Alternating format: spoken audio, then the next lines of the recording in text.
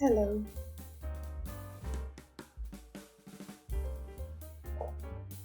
Do you often find yourself asking why the day is too short for you or not enough for you? Let's find out how to extend our days with some small adjustments. Since I was a kid, I had some struggles to plan my day. I used to have a perfect plan of my day hanging on my wall, which I could never follow. Basically, I was missing how to prioritize my day.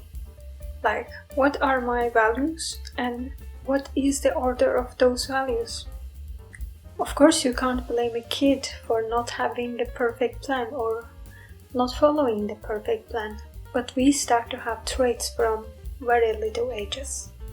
For example, on my perfect childish routine, I used to mention that I will wake up at 9 a.m. or 8 a.m. and I will do immediately exercising and everything in a robotic manner and never attached any flexibility on that. Everything was very, very monotone.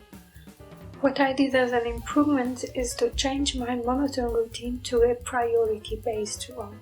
If I am going to prioritize my well-being, for example after work or in the very early morning if I wake up and feel super fresh. Whenever I have a gap in my schedule, then I will rush to the gym or swimming or anything that made me feel better. I've heard life based on a calendar routine quite a lot, however I could never imagine how could that one simple thing change my life forever. I put living a life based on a calendar into a practice and then it turned out correct. First of all, I'm the kind of person who can easily forget anything existed. Therefore, having and living based on a calendar made my life much easier. The moment I get any invitation or the moment I set a meeting with one of my friends, then I open my phone, my basic calendar, which is usually Google Calendar, and note it down, meeting with someone, and then add location. And in the description part, I say what is the important part of the meeting, or if I should prepare any part for the meeting, then I attach those files in that calendar and I immediately set notification. For example, if it's a really, really important meeting, then I add notification as an email 2 days in advance, or if it's like a normal chill meeting, then I have 2 hours in advance and 1 hour in advance.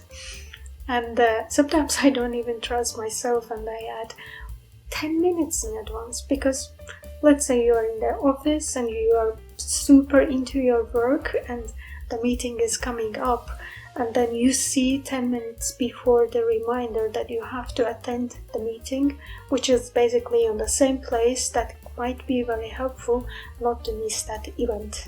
Another issue that I've been struggling when I was a kid or even a little bit younger later on is to overload my day. I used to have a lot in the plate, and at the end of the day I look back and could be very, very disappointed with myself that I couldn't finish them all. Even though I have accomplished a lot during the day, those kind of achievements would disappear in a moment, and I could be very sad that I didn't achieve my goals. What I do differently nowadays to avoid overload my day is to practice to plan my yesterday. Sounds interesting, isn't it? What I mean by that is that I look through what I've done during yesterday and try to remember how long did I spend on one single task. Then I become more realistic. That helps me a lot to plan ahead, at the same time not to overload my day or my week.